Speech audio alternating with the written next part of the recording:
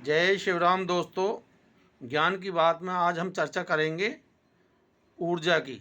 जो हमारा शरीर को कैसे ऊर्जा प्राप्त होती है और कितनी ऊर्जा चाहिए और कैसे खपत ऊर्जा होती है हमारे शरीर के अंदर।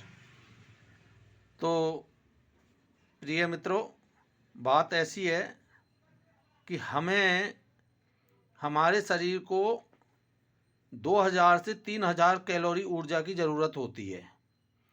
और जो ज़्यादा परिश्रम करने वाले होते हैं उनको थोड़ी ज़्यादा ऊर्जा की ज़रूरत होती है और कम परिश्रम के लिए कम ऊर्जा की ज़रूरत होती है। तो हमारी ऊर्जा बर्न होती रहती है और जो हम खाद्य पदार्थ खाते हैं उनसे हम ऊर्जा प्राप्त करते हैं। अब बात क्या है कि कई लोग मोटे हो जाते हैं, कई लोग पतले रह जाते हैं।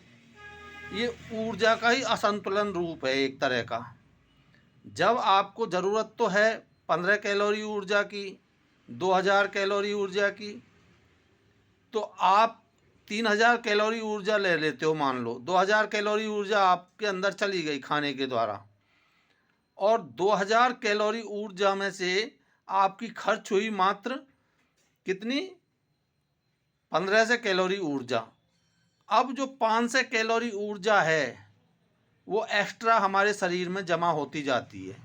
ऐसे ही हम दूसरे दिन का भोजन, तीसरे दिन का भोजन, ऐसे भोजन तो रोज़ करते हैं ना, सुबह दोपहर शाम 2-3 बार भोजन करते हैं। तो फिर उस 2-3 बार के भोजन में हमें वो जितनी कैलोरी ऊर्जा की ज़रूरत होती है उतनी तो हम इस्तेमाल कर लेते हैं ऊर्जा, और जितनी जो बच जाती है उससे ज़्यादा जो बन के तैयार होती है हमारे शरीर के अंदर, जो बच जाती है वो इकट्ठी हो जाती है और वही मोटापे का मुख्य कारण होता है।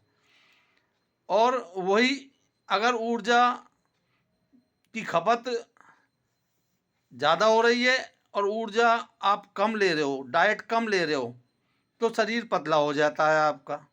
ये ऊर्जा का खेल है और सारा का सारा जो है शरीर का मोटा होना, पतला होना। चलो ये जो थायराइड वगैरह है इससे भी शरीर पे फर्क पड़ता है। और हमारी इंटरनल ग्लैंड होती हैं जो हमारे शरीर के अंदर ऐसी ग्रंथियां बनी होती हैं जो पाचक रस और कई प्रकार के रसायन प्राप्त होते हैं उन ग्रंथियों के द्वारा शरीर को। हमारे शरीर के अंदर ग्लैंड होती हैं, वो एक प्रकार का रसायन जो है पैदा करती हैं। वो हमारे शरीर को जिस जिस चीज़ की ज़रूरत होती है उस हिसाब से वो ग्रंथियाँ, अलग अलग ग्रंथियाँ होती हैं, उनको मैं डिटेल से बाद में बात करूँगा। तो आज तो मैंने आपको इतना ही बताना था कि कैलोरी ऊर्जा हमें 15 कैलोरी से 2000 कैलोरी तक की ऊर्जा बहुत मात्र, और ज़्यादा श्रम करने वाले को 2000 कैलोरी ऊर्जा की ज़रूरत होती है। ये नहीं आप खाओ कुछ भी, खाने से कोई फ़र्क नहीं पड़ता है, खाना पीना शुद्ध होना चाहिए। तो यही है। आज अगर आप ज़्यादा कैलोरी वाला खाना खाओगे, ज़्यादा उच्च गुणवत्ता वाला खाना खाओगे, उच्च कैलोरी वाला खाना खाओगे, तो आपका शरीर बढ़ेगा। ठीक है, 100 किलो भी हो सकता है, उससे ऊपर भी जा सकता है। तो इसलिए उससे क्या है कि वजन बढ़ने से और मांस बढ़ने से शरीर में, हार्ट में प्रॉब्लम, खून गाढ़ा हो जाता है। कई बार खून किसी का पतला भी होता है, सेल डाउन हो जाते हैं।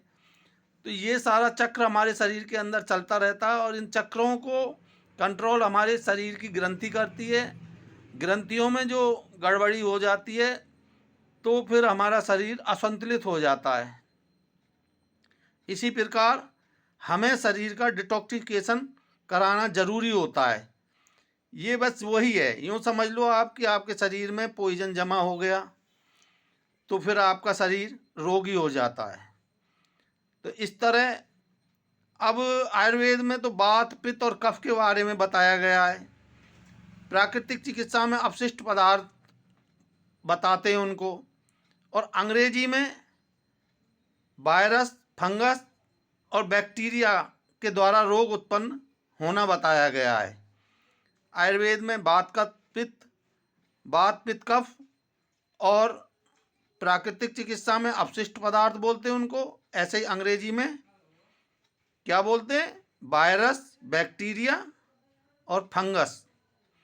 ये हमारे शरीर में जब मौजूद होते हैं तो हम रोगी हो जाते हैं। तो इसलिए मैंने शुरुआत में आपको बताया कि शरीर का डिटॉक्सिकेशन करना ज़रूरी होता है। डिटॉक्सिकेशन का मतलब सीधा सा है कि शरीर को टॉक्सिन से मुक्त करना। जय शिव राम दोस्तों।